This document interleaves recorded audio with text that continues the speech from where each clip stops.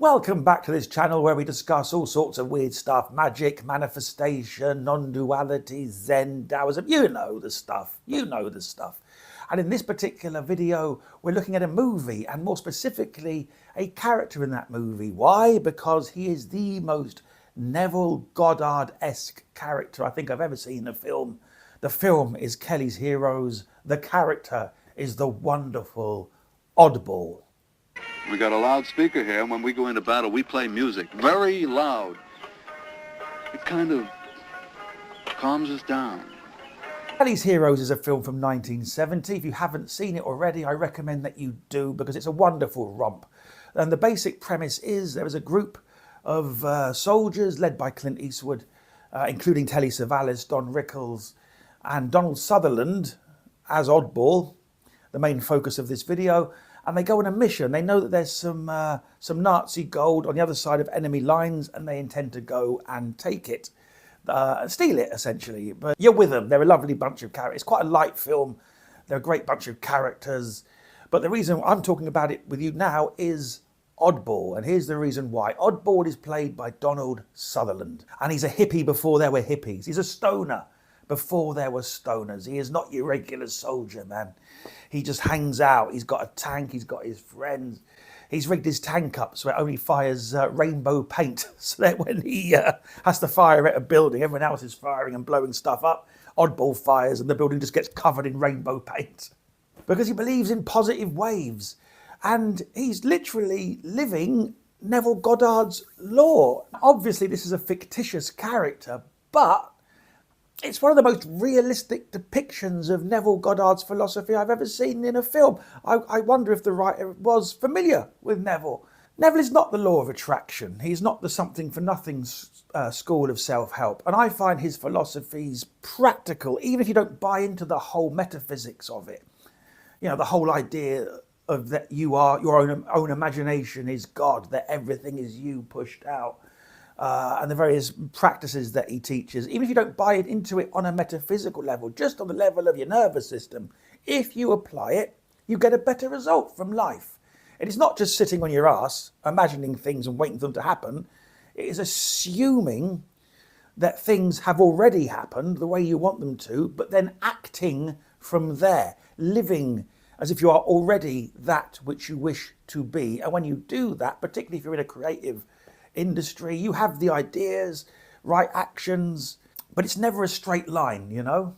And that's why Oddball is so great, because it's not a straight line for him, but he holds true to the law. He knows what he wants, and he don't believe in those negative waves.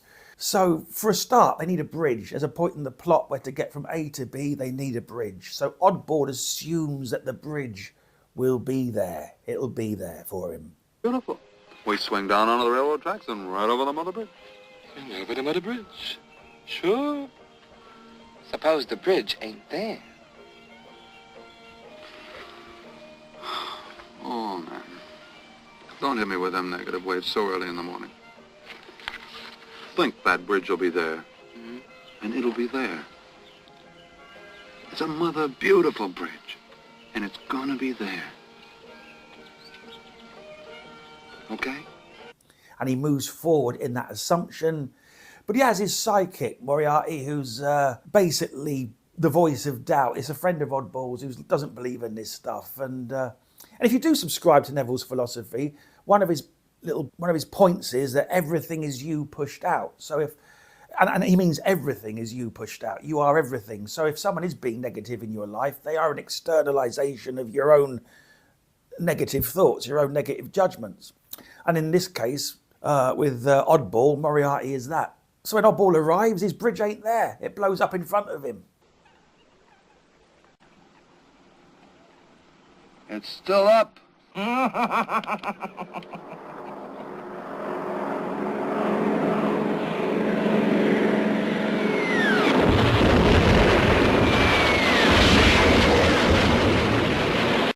No, it ain't. You see what's sending out them negative waves, did Moriarty? Hey, that ain't my fault, Oddball. I've done nothing but have good thoughts about that damn bridge ever since we left. But he holds true to the law. He's still going to get over there. What happens now? It looks like we're gonna find ourselves another bridge. And where are we going to come up with another bridge? There you go, more negative waves. Have a little faith, baby. Have a little faith. Move out! And he proceeds, the wish fulfilled. I'm already the other side. That bridge is already there. And sure enough, circumstances line up and he does get his bridge. He gets over it. It happens for him. And you can see it in the film. It's a brilliant metaphor, that film, for Neville's Law. There's some other moment. There's a wonderful moment where Moriarty is being negative again and Oddball coaches him out of it. You guys are crazy.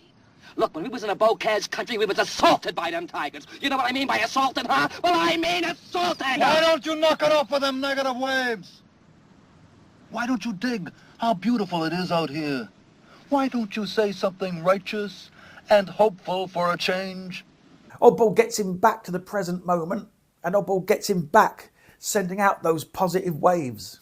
I just love him as a character and I strongly recommend you watch the film because when it comes to that law of attraction stuff, it is never a straight line. It's always, things do come up. It's never just you imagine it and there's a straight line to it. It's true of life. Forget the law of attraction. Forget Neville Goddard. Just in life, just in basic goal setting. It's never a straight line directly from where you are to where you want to be. It's always a kind of veering off here, dealing with that, compromising here, spinning this. That will come up. How does that help me get over that hump to get to the... It's always that. It's always going to be. Why? Because we live in a world where there's a load of other human beings bouncing off each other and they've got their own intentions, their own desires, their own ways of doing it. And bear in mind, by the way, that usually 9 times out of 10, if someone's getting in your way, they're not out to stop you. They're just out for themselves. And it happens to be that their desires contradict yours, but there's always a way around it if you hold true to the idea that you are already it. You are already what you wish to be. I see this in show business all the time. I have to assume the attitude that I'm a successful comedian, and then I go out and I pursue work, and some things work out and some things don't. But as long as I assume that attitude, I move forward in a direction and life rises to meet me, as opposed to assuming that I'm a loser and I can never make it, and then you never leave the house and nothing happens, and guess what? That comes true. So, Neville's teachings are practical. I mean, you don't even have to, if you do them, you get a good result back, whether you believe in the metaphysics of it or not. And that's why I love Oddball, because there's no magic, nothing magic happens. He doesn't, at no point does he sit down, imagine a thing and it happen. He just assumes that he'll prevail and he moves forwards from that assumption, and then life rises to meet him. And when he encounters negativity, he deals it, he transforms it into positivity and keeps going forwards. And he gets there, he gets his bridge, he gets his tank that he's trying to manifest, his brand new tank. He gets it. They get the gold, they make it, Not mean to spoil a, 40-year-old film, but, and he's at the heart of it. At every point of, challenge, there's Oddball, preaching the law, preaching those positive waves. Again, it's fictitious, but it's a particularly good depiction of it. There's an awful lot of characters from movies that illustrate the various ideas that I just talk about on here, and I'm going to start doing a series of videos on them. Huh? See? What did I tell you, huh? Now look, Oddball, the trade for the uniforms I can understand. But to buy this tank, you gotta be crazy. It's another beautiful tank. It's a piece of junk. The fuel system leaks all over the place. It's a piece of junk. Always with the negative waves, Moriarty. Always with the negative waves.